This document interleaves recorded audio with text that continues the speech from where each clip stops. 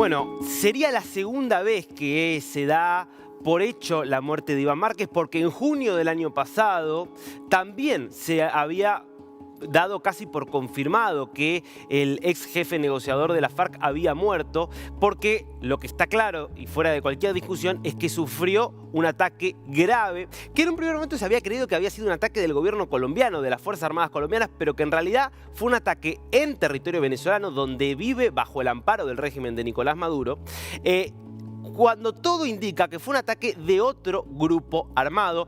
Muchos señalan acá a otra de las disidencias de la FARC, la disidencia que maneja Iván Mordisco, y que en ese ataque queda el gravemente herido, es trasladado a Caracas en un hospital y desde entonces permanece en un estado delicado hasta que surge ahora esta noticia que primero medios venezolanos confirman hablando de o citando fuentes vinculadas directamente a la Segunda Marquetalia, el grupo que él dominaba. Después aparecen también informaciones off the record que citan medios colombianos. Lo cierto es que la posición oficial del Estado colombiano es que hay una sospecha fuerte de que murió, pero que todavía se está confirmando. Bueno, para hablar de lo que implicaría esta noticia y de toda la situación que se está viviendo en Colombia por el conflicto armado, estamos en comunicación con Luis Alberto Villamarín, exteniente coronel del Ejército colombiano.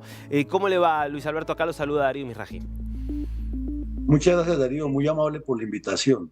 A ver, Luis Alberto, si se confirmara la noticia de la muerte de Iván Márquez, ¿qué significaría esto en términos del conflicto que vive Colombia y de la búsqueda, obviamente, de reducir a estos grupos?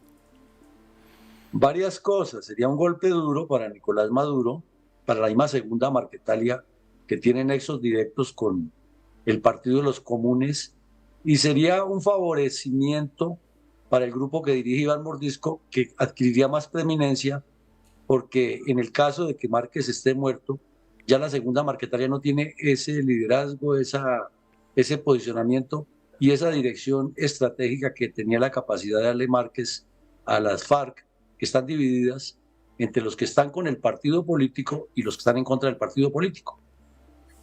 Claro, ahora, ¿qué poder tenía hoy la Segunda Marquetalia como organización si lo comparamos, digamos, con lo que fue el poder que supo tener?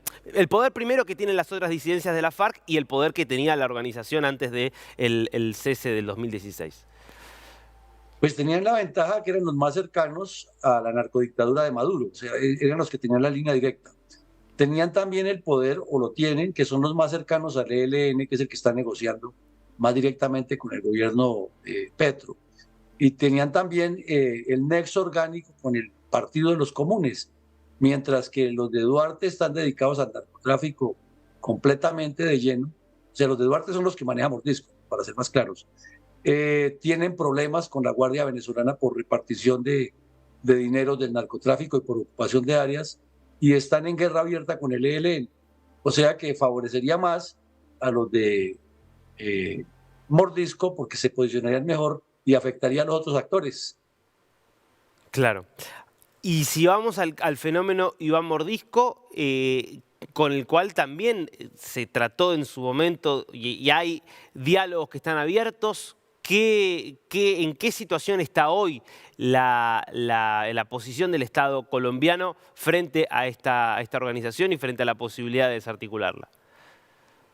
Pues el gobierno colombiano está completamente desfasado. El señor Petro, pensando en una paz total que es muy etérea, parecería no haber entendido, o sí haber entendido y estar en connivencia con estos grupos, que Iván Mordisco tiene un nexo directo con los carteles mexicanos y que mueve mucha más droga que la Segunda Marquetalia. Y que el comisionado de paz, pues realmente es una persona que cada vez que habla deja más dudas que claridades, porque en unas actuaciones inclusive parece que era representando a los de las FARC al ELN, en otras aparenta estar representando al Estado y en otras demuestra que no tiene la claridad ni el conocimiento de lo que eso ocurre, y se prestan esos casos como el show de Mordisco disfrazado de militar con armas y en una despedida que le hacen unos niños en una vereda y luego la llegada en un helicóptero. Mejor dicho, un espectáculo ridículo y circense.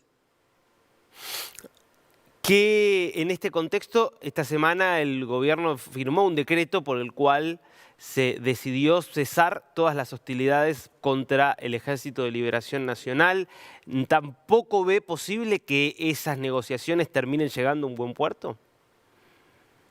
Por ahora no se ven por una razón, Darío, es que resulta que el ELN se reunió 3 meses con Petro en Cuba, antes de que Petro fuera presidente. Petro se voló del país siendo senador y sacó la disculpa de la pandemia para quedarse allá. Y duraron 3 meses hablando con el ELN, pero es que el ELN quiere mucho más de lo que le dieron a las FARC. El ELN aduce que ellos son el pueblo en armas. Entonces, que hay que negociar es con todas sus organizaciones y la agenda que ellos digan, no la que quiera Colombia. Han manipulado lo del cese al fuego, usted lo menciona, que Petro hace un decreto, pero es que han hecho antes un acuerdo que es muy extraño, que un cese al fuego de 6 meses, se inventan unas etapas y hacen lo de cometer ese secuestro de la suboficial, atentar a unos obreros de una mina, matar a otros campesinos, asesinar policías. O sea, están jugando a ganar cada vez más como si el país y el gobierno tuvieran la obligación de soportarles todo lo que hagan sin contrarrestarles nada. Ahora, ¿y cuál es la estrategia, digamos, entonces, desde su punto de vista que está llevando adelante el gobierno? ¿Por qué decide avanzar con la firma de este decreto, considerando este secuestro, estos incidentes? Uno podría sumar acá el paro armado en el Chocó. Pues es que por un lado la guerrilla sigue en su presión porque además es su único mecanismo que tiene para hacerse sentir fuerte, porque dialogando y dialogando no van a demostrar ninguna fuerza y ellos saben que es la única forma de hacerlo. Pero es que por el lado del gobierno hay un interés muy evidente del señor Petro de ser Premio Nobel de Paz, de ser reelegido y de hacer una constituyente que lo eternice al estilo de Chávez o Ortega. Entonces, él juega es con sus intereses personales y anda desfasado, ¿no? Criticando todo, proponiendo que va a defender la Amazonía, que va a acabar con el petróleo, que va a aplicar una cantidad de impuestos a las empresas, que va a hacer una serie de reformas por las cuales ha generado mucho conflicto y de remate invitando a la gente a que salga a destruir las ciudades si no le apoyan eso. O sea, es una agenda muy subversiva, dijéramos, y frente a unas realidades que tiene el país muy diferentes. Entonces el ELN está aprovechando eso y difícilmente le va a ceder. O sea, es un juego de poderes en el cual está perdiendo es Colombia.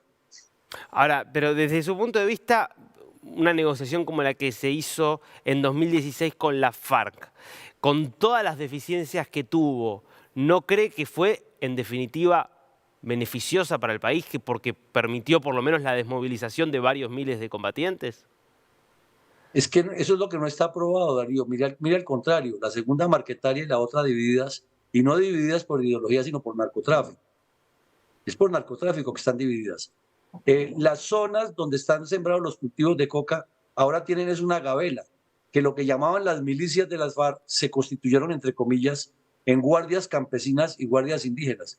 Y cada vez que aparece la fuerza pública a destruir los cultivos, entonces incitan a la población y aunque los soldados están armados y pueden usar las armas, pues no las van a usar contra el pueblo y entonces terminan impidiendo o que se capture a miembros de las FARC o de las guerrillas o narcotraficantes o que se destruyan los cultivos. Esos paros que le hicieron al presidente Uribe, al presidente Duque, corrijo, fueron financiados por el narcotráfico e instigados por las FARC y por el ELN. Nunca entregaron los recursos. Es más, uno de los que murió en Venezuela, de estos bandidos que andaban con Iván Márquez, les publicó una carta en la que decían, entreguen los misiles tierra-aire que tienen y confiesen los negocios con un lenguaje de delincuente, de lo que coronaron, que no fue exactamente una reina. Cuando dice coronaron es droga que han enviado y que han conseguido. La captura que se le iba a hacer a Satricia, Iván Márquez y que cayeron otros negociando coca, pues demuestra que ellos están en otro episodio. Y la falta de claridad del Partido de los Comunes frente a todo esto, porque no dicen nada y siguen allá en el Congreso de la República auspiciando las reformas que han generado tanto conflicto, pues demuestran que esto no fue transparente. Luis Alberto Villamarín, muchas gracias por este tiempo con DNews. Con mucho gusto, Darío, siempre a sus órdenes y muy amable por la invitación nuevamente.